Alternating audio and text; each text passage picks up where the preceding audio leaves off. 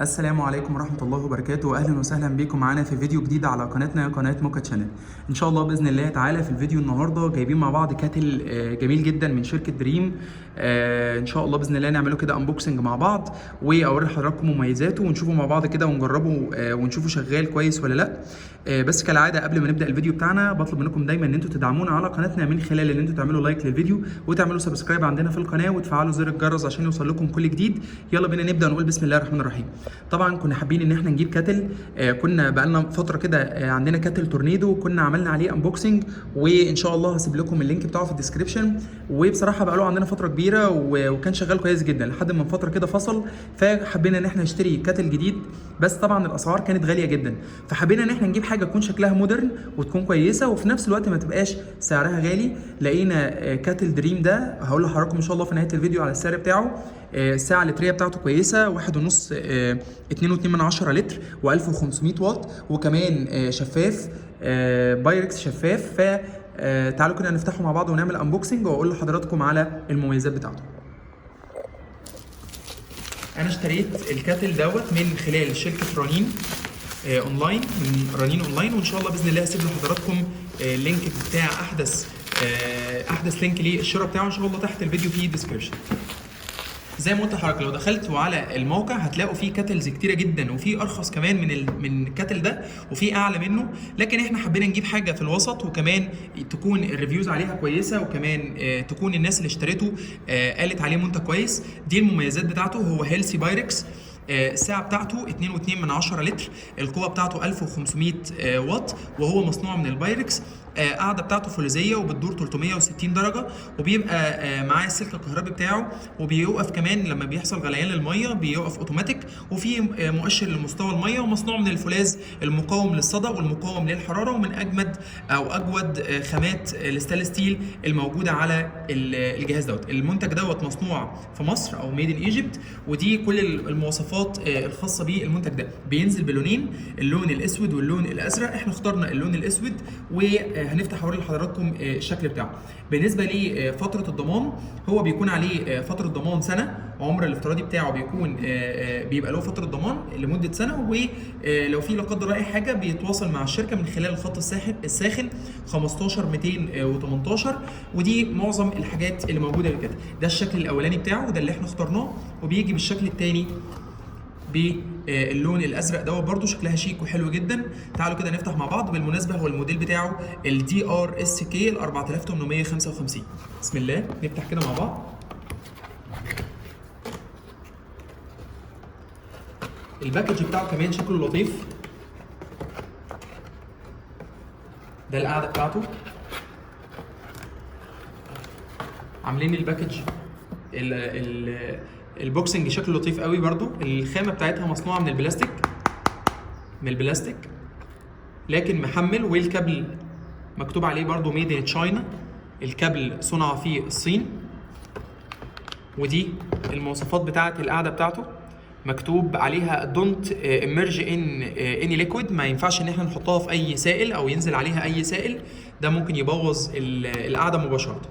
تعالوا نفتح كده ونشوف الكاتل مع بعض. بسم الله. بسم الله الرحمن الرحيم. ما شاء الله شكله حلو قوي، ما شاء الله شكله جميل جدا. وزي ما قلت لحضراتكم هو 2.2 لتر. الساعه بتاعته كبيره ما شاء الله. وهنا المينيمم وهنا الماكسيمم بنشتغل لحد المؤشر. الازاز بتاعه ما شاء الله قوي، والوزن بتاعه كمان الى حد ما كويس، ما هوش تقيل قوي وشكله كويس يعني. وهنا زرار الزيرو وال1، وبنفتح من هنا من فوق، وفي من جوه موجود جاي معاه ادي شركه الضمان من شركه اسمها شركه طنطاوي او شركه طنطاوي جروب. دي عليه ضمان لمده سنه من تاريخ الشراء. ده بطاقه الضمان بتاعه الكاتل دوت. ما شاء الله شكله حلو قوي، شكله جميل. تعالوا كده مع بعض نجربه مع بعض برضو، نحط فيه ميه كده ونشغله ونشوف كده الجوده بتاعته شكلها عامل ازاي. خليكم معايا. للاسف الشديد لما جينا نجرب الكاتل، على الرغم من ان الكرتونه كان شكلها حلو جدا والامكانيات بتاعته كانت كويسه، الا ان للاسف كان في مشكله كبيره ظهرت في الكاتل هبان هي لحضراتكم. ان انا بمجرد ما حطيت الفيشه في الكهرباء للاسف الكاتل اشتغل دايركت، على الرغم من ان الزرار بتاع الكاتل لسه ما شغلتهوش، يعني لسه ما دوستش على الزرار خليته اون عشان يبدا الكاتل يشتغل. وباين جدا ان للاسف في مشكله في الكاتل، على الرغم من انه في الفئه السعريه بتاعته زي ما قلت لحضراتكم فئه سعريه كويسه، هقول لحضراتكم في نهايه الفيديو. لان للاسف الكاتل اشتغل من غير ما اضغط على زرار الاون.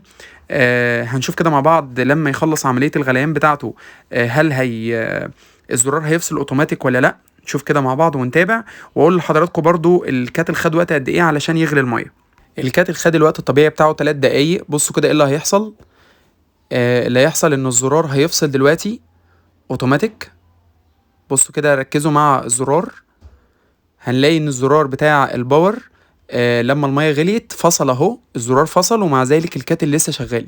وده معناه للاسف ان الزرار ملوش اي لازمه، وده واضح جدا انه للاسف عيب صناعه في الكاتل، وبرضه حاجه للاسف سيئه جدا. يعني انا اضطريت عشان افصل الكاتل ان انا اشيل الفيشه، ودي برضه حاجه من الحاجات السيئه. طبعا انا وانا بالفعل اتصلت على الشركه عشان اعمل طلب استرجاع للمنتج، والشركه بلغتني ان انا اتواصل مع شركه دريم علشان يجي فني يعمل تقرير وارجع المنتج تاني ويعمل لي استرداد للمبلغ. وفي انتظار دلوقتي الشركه ان هي تيجي تشوف بقى هيرجعوا المنتج دوت وهيسترد المبلغ بتاعه او هيتم استبداله. لسه هشوف مع الشركه في الايام اللي جايه. لكن ككل هي الغلايه قامت بالدور بتاعها، يعني هي غلت الميه وغلته في الوقت الطبيعي. لكن للاسف واضح ان الكاتل فيه مشكله في عبء الصناعه. ده بالنسبه لي تجربه اهو دلوقتي قدام حضراتكم لاول مره للكاتل من شركه دريم. للاسف الواحد حزين لان الكاتل كان شكله حلو قوي وكمان الامكانيات بتاعته كانت كويسه. بس برضو وده برضو يقول لنا ان الشركات الكبيره، الشركات اللي بتبقى ليها اسم كبير في السوق، بيبقى برضو المنتجات بتاعتها تم تجربتها، لكن ما ينفعش ان ده يكون خرج من المصنع بالشكل دوت. للاسف للاسف تجربه ما كانتش احسن حاجه، ودي اول مره نجيب منتج من شركه دريم.